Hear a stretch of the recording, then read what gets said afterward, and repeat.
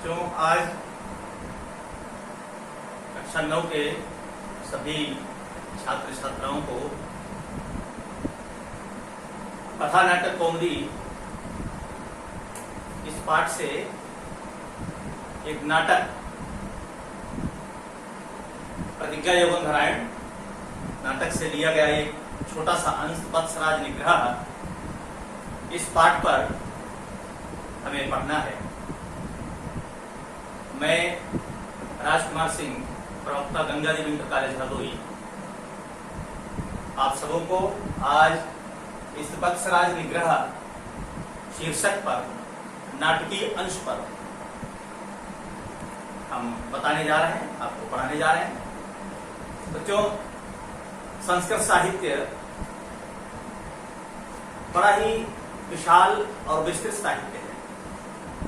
हमारी जो संस्कृत भाषा है यह विश्व की सर्वमान्य भाषा है, सब भाषाओं की जननी है, इसको कहा जाता है। लोग कहते हैं कि तांबूल मुख का आभूषण होता है, ऐसा नहीं। विद्वानों ने कहा है मुखस्य भूषणम पुंसाम गीर्वाण वाणी सरस्वती प्रथा बदति लोकोयम तांबूलम मुखभूषण। संस्कृत भाषा विश्व प्रख्यात भाषा है, इसके जैसा समृद्ध साहित्य विश्व में कोई दूसरा नहीं। इसीलिए विद्वानों ने, महर्षियों ने इसे देववाणी, देवभाषा के नाम से भी संबोधित किया है। संस्कृतम नाम दैवीवार अन्वाख्याता महर्षि भी, महर्षियों ने इसे संस्कृत को दैवी भाषा, गीर्वाण वाणी के नाम से कहा है। क्यों न हो, क्योंकि ये भाषाओं में बड़ी मुख्य है, मधुर है, ग्राह्य है और इसका काव्य अत्यंत मधुर है और उसमें भी सुभाषित बहुत मधुर है। इसलिए भाषा से मुख्या मधुरा दिव्या गीर्वाण भारती ततोपि मधुरम काव्यम तस्मात् सुभाषितम। संस्कृत भाषा में काव्य मधुर है, काव्य में भी सुभाषित मधुर है। ये भाषा दिव्य है, मधुर है, मुख्य है। इसलिए संस्कृत साहित्य सर्वमान्य साहित्य है। हमारे जो चार वेद, ऋग्वेद, यजुर्वेद, सामवेद, अथर्ववेद, उपवेद, 6 शास्त्र, शिक्षा, कल्प, निरुक्त, व्याकरण, छंद और ज्योतिष, हमारा 6 दर्शन, सांख्य, योग, वेदांत, मीमांसा, न्याय और वैशेषिक, सारे उपनिषद ग्रंथ, ये सब संस्कृत भाषा में। रामायण आदि ग्रंथ संस्कृत भाषा में। इसलिए हमें गौरव है अपनी संस्कृत भाषा का। आज हम एक ऐसे ही संस्कृत भाषा के प्रसिद्ध नाटककार श्री हमारे जो महाकवि भास हैं, इनके नाटक प्रतिज्ञा यौवन धारण के इस अंश का हम लोग अध्ययन करेंगे। महाकवि भास संस्कृत साहित्य के प्रसिद्ध नाटककार हैं। स्वयं कालिदास जी ने इनके विषय में, इनके नाटकों का अच्छी तरह से अनुशीलन परिशीलन करने के बाद उन्हें प्रथित यश की उपाधि दी। प्रथित यश कहा उनको। इनके लिखे हुए 13 नाटक हैं, लेकिन उनमें प्रमुख रूप से जो बहुत ही प्रचलित और पढ़े समझे जाने वाले नाटक हैं वो स्वप्नवासवदत्तम, प्रतिज्ञा यौवन नारायणम, प्रतिमा नाटकम। ये 3 नाटक बहुत अधिक संस्कृत साहित्य में पढ़े और जाने समझे जाते हैं। ये बहुत ही भाषा के दृष्टि से इनकी भाषा प्रभावोत्पादक, मुहावरेदार, बड़ी सरल, बोधगम्य और जो भी इनके नाटकीय अंशों में जो कथोपकथन है वो बड़े सरल हैं, बहुत जल्दी समझ में आने योग्य हैं और प्रभावी हैं। पात्रों का चयन भी इनके नाटकों में बहुत ही सोच समझ कर किया गया है। कुछ प्रमुख पात्र हैं, कुछ उनके सहायक पात्र हैं जो नाटक को गति देते हैं, नाटक की सफलता में सहयोग करते हैं। श्री टी गणपत शास्त्री जी ने विभिन्न प्रमाणों के आधार पर इनके जन्म को चौथी शताब्दी स्वीकार किया है। यह नाटक वत्सराज निग्रह, जो नाटकीय अंश आपकी पाठ्य पुस्तक में है, यह प्रतिज्ञा योगंधरायण से लिया गया है, जिस नाटक का नामकरण ही पढ़ने से हमें लगता है पहला शब्द प्रतिज्ञा, दूसरा शब्द योगंधरायण। योगंधरायण महाराज उदयन का मंत्री है। योगंधरायण प्रतिज्ञा करता है अपने राजा उदयन को बंधन मुक्त कराने के लिए, इसीलिए इस नाटक का नाम प्रतिज्ञा योगंधरायण रखा गया। शीर्षक वत्सराज निग्रह। वत्स कुल का नाम है और कौशांबी देश के राजा उदयन, इसीलिए उनको वत्सराज कहा गया, उदयन को। निग्रह शब्द का अर्थ होता है पकड़ना, ग्रहण करना, बंदी बनाना। तो वत्सराज को, उदयन को किस तरह से निग्रह, बंदी बनाया गया, यह इस नाटक में हमें पढ़ना है। इसलिए शीर्षक का नाम ही है वत्सराज निग्रह। इस नाटक में प्रमुख पात्र दो हैं, वत्सराज उदयन और दूसरे पात्र हैं योगंधरायण। योगंधरायण वत्सराज उदयन के मंत्री हैं। बीच के प्रथम अंक से इस नाटक का अंश आपकी पाठ्य पुस्तक में है। ततः प्रविशति योगंधरायण सालके नसः। इसके बाद योगंधरायण सालक के साथ प्रवेश करता है। योगंधरायण, सालक सज्जस्तुम। योगंधरायण कहते हैं, ऐ सालक, क्या तुम सुसज्जित हो चुके हो, तैयार हो चुके हो? सालक, आर्य अथ किम। हाँ महाराज, और क्या, मैं तैयार हूं। योगंधरायण, महान खलोद्वा गंतव्य, क्योंकि हम लोगों को बहुत अधिक मार्ग आगे चलना है। सालक, महत्तरेण स्नेहेन आर्यम उपतिष्ठे। मैं बहुत ही स्नेह के साथ महाराज आपकी सेवा करता हूं। उपतिष्ठे का अर्थ है सेवा करता हूं। योगंधरायण, दुख है। यास्यति बलवान यस्य सौहार्द्यम, जिसका हृदय बहुत बलवान है। अथ वेणुवनाश्रितेषु गहनेषु नागवनं श्वः प्रयाता। स्वामी वत्सराज। इसके बाद वेणुवन, जो घना है, घना होने पर, वेणुवन के घने होने पर नागवन में कल स्वामी वत्सराज जो है, उदयन जो है, वो पहुंचेंगे, जाएंगे। ये मैं पहले ही संभावना कर रहा हूं। संभावितव्यः प्रागेव, पहले ही मैं इस तरह की संभावना कर रहा हूं। सालक, आर्य लेखा खलु माम अपवहति। महाराज, लेख जो है मुझे, जो है यस्मिन् नायत्तकारी शरीरम, मेरे मन में जो लेख के प्रति विचार आ रहा है, वह हमें कार्य करने की, शरीर द्वारा कार्य करने की प्रेरणा दे रहा है। योगंधरायण विजया, विजया कहां है? तो प्रवेश करके विजया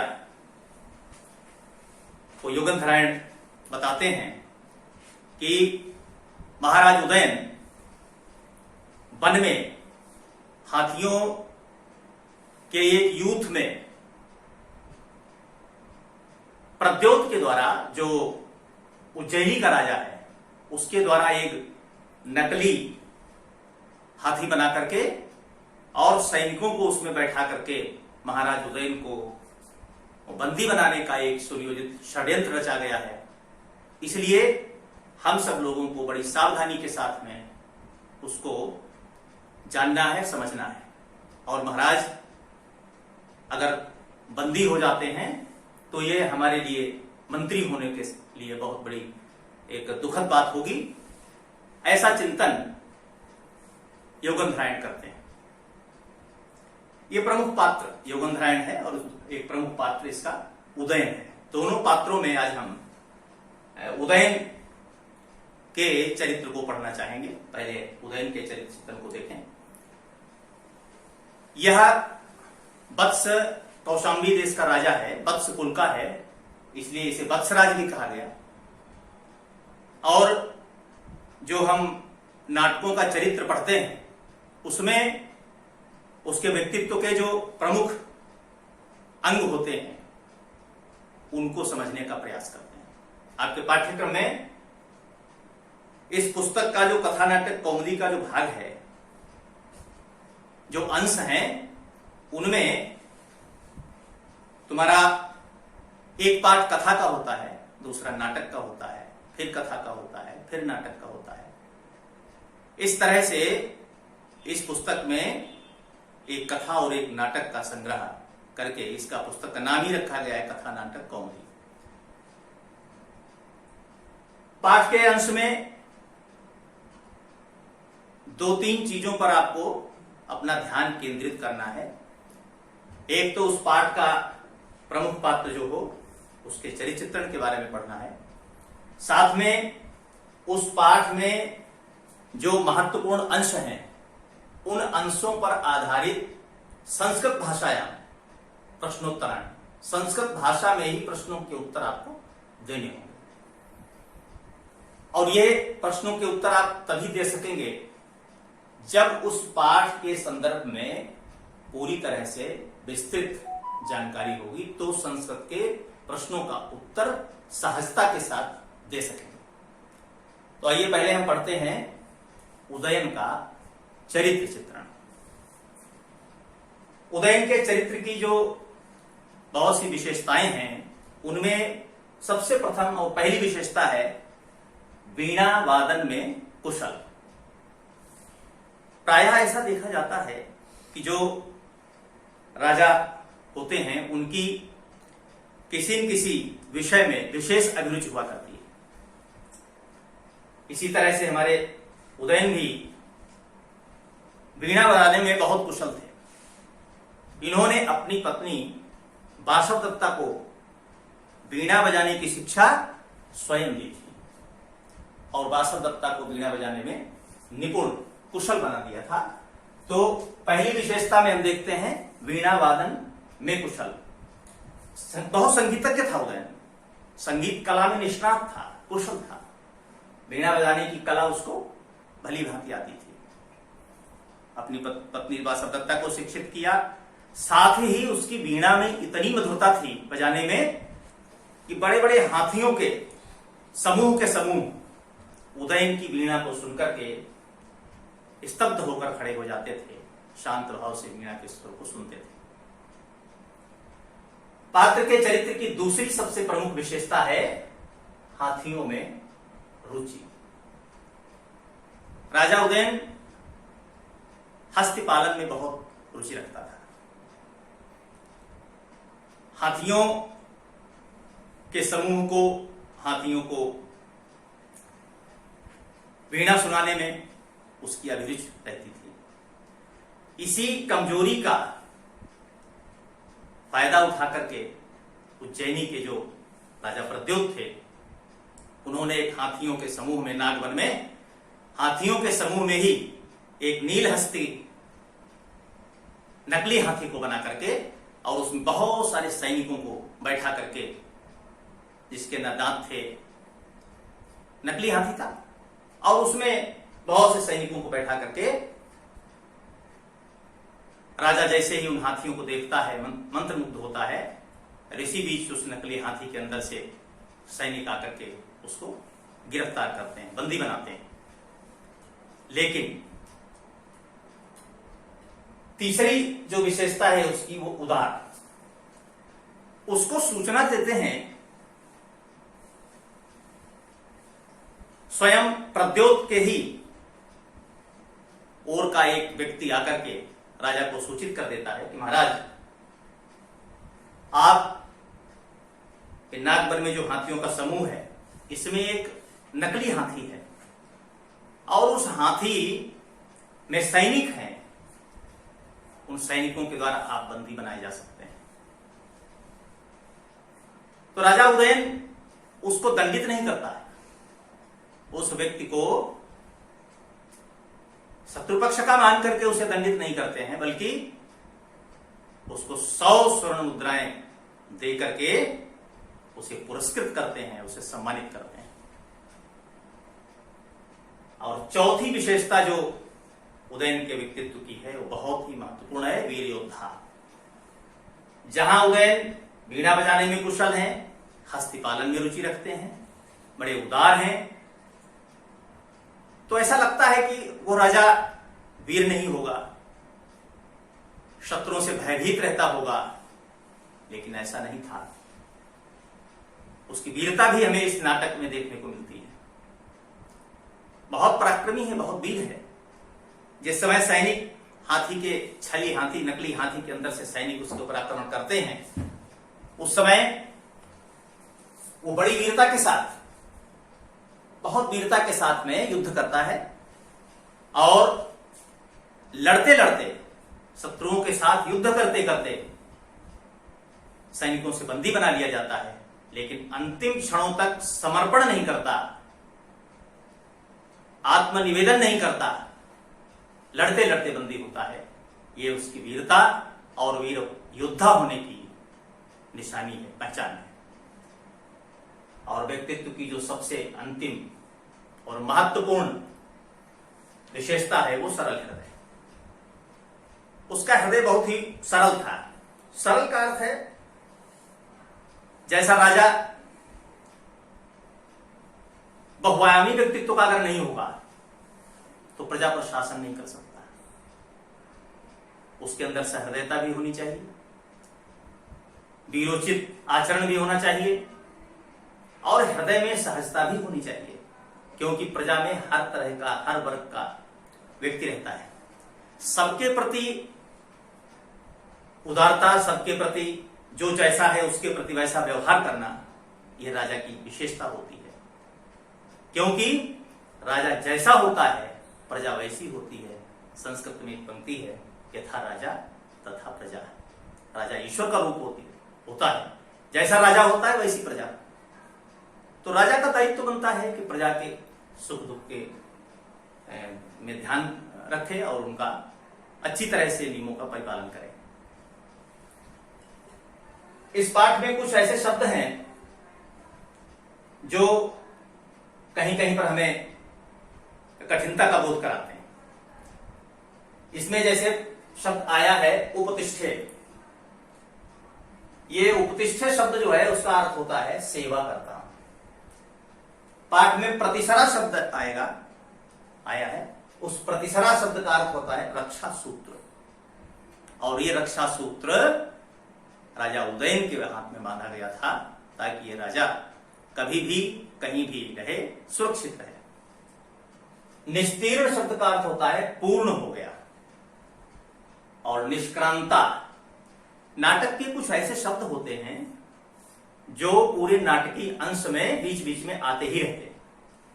अब ये निष्क्रांता शब्द जो है ये नाटक में कई बार आता है और इसका अर्थ होता है, क्योंकि नाटक में रंगमंचीय व्यवस्था में बहुत से पात्र फिर आते हैं और फिर चले जाते हैं। पुनः पुनः आगमनम और पुनः पुनः निर्गमनम। मंचोपरि पात्राणाम पुनः पुनः आगमनम पुनः पुनः निर्गमनम। एतदर्थे निष्क्रांत शब्दस्य प्रयोगः नाटकेषु भवति। निष्क्रांता, चले गए। अब जिसके लिए प्रयोग हो, स्त्रीलिंग में प्रयोग है तो चली गई, पुल्लिंग में प्रयोग है तो चला गया, बहुवचन में बहुत से लोग अगर गए हैं तो निष्क्रांता विसर्ग लगा करके प्रयोग कर देंगे तो चले गए, बहुवचन में प्रयोग हो जाएगा। अध्वा शब्द जो है इसका अर्थ होता है मार्ग, और भरता शब्द का अर्थ है राजा।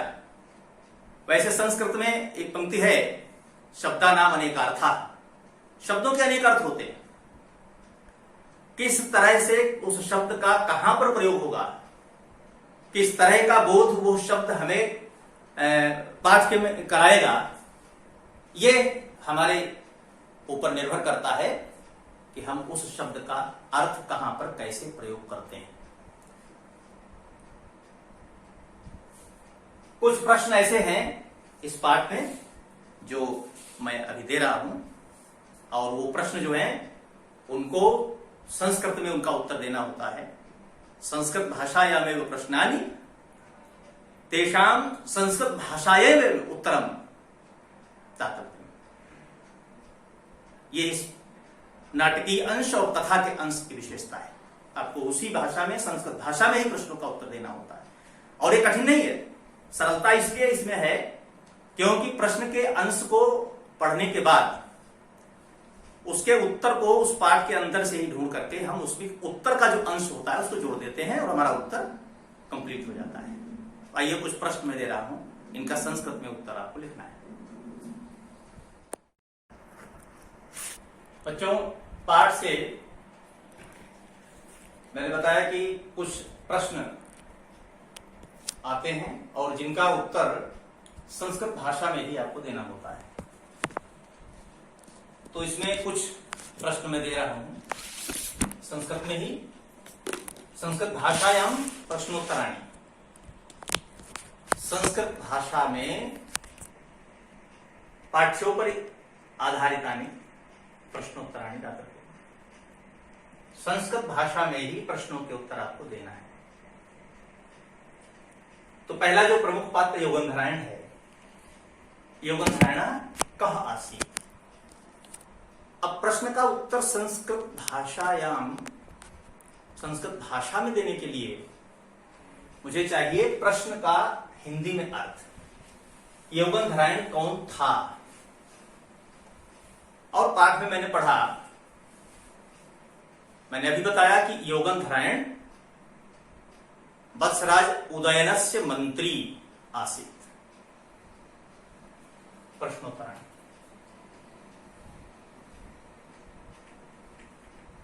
योगंधरायणः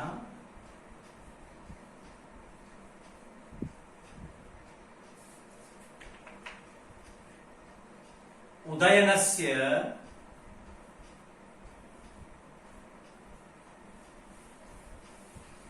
मंत्री आसीत्। योगंधरायण कः आसीत्? योगंधरायण उदयनस्य मंत्री आसीत्। योगंधरायण उदयन का मंत्री था। प्रतिसरा किमर्थम युज्यते? प्रतिसरा का अर्थ अभी मैंने बताया था। प्रतिसरा का अर्थ होता है रक्षा सूत्र। रक्षा सूत्र किस लिए जोड़ा गया?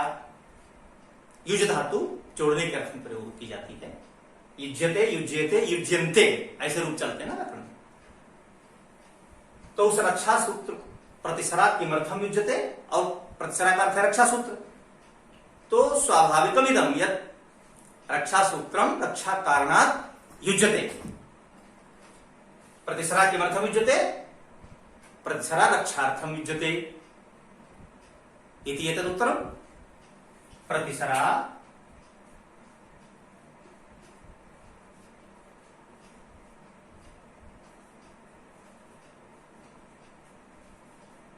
रक्षार्थम युज्यते।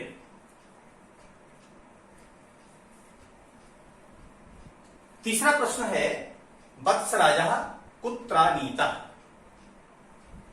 थोड़ा शब्द को अलग अलग कर दें तो और अर्थ स्पष्ट हो जाता है। कुत्र प्लस अनीतः, और कुत्र शब्द अव्यय शब्द है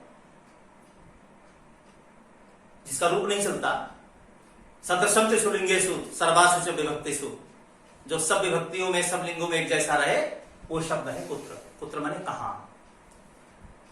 वत्सराज कहां लाया गया? नी नैने धातु से उपसर्ग लग के तापत्य होकर के अनीता शब्द बना ना। वत्सराज कहां लाया गया? तो वत्सराज को अपनी राजधानी लाया गया था। वत्सराजा स्वराजधानी अनीता। ये उत्तर इसका समीचीनम उत्तरम। वत्सराजा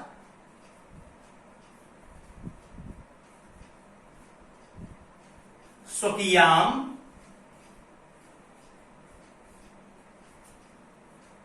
राजधानी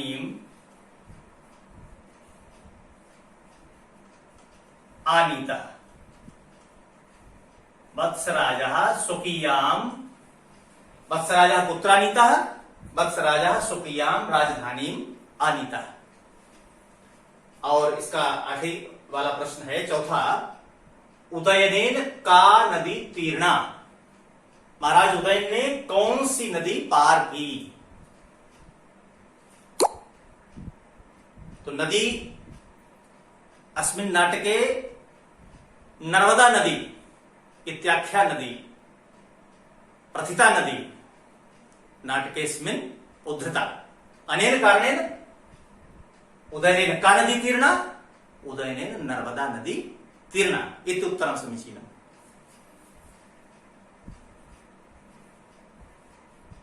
उदयनेन नर्मदा नदी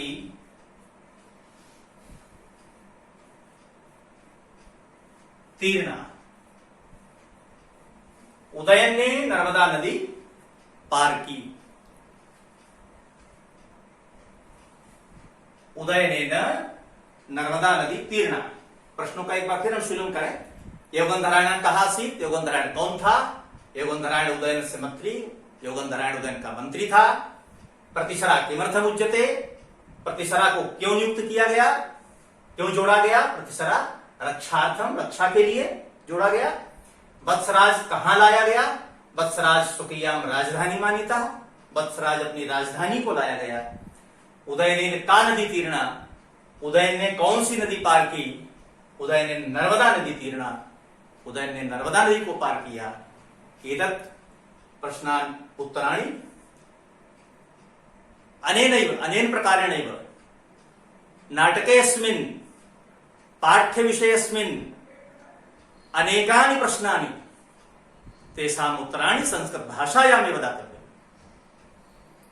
अद्य पाठस्य उपसंहारः। अग्रिमे दिने अन्य नाटकस्य अन्य कथायां विषये अहं पठिष्यामि।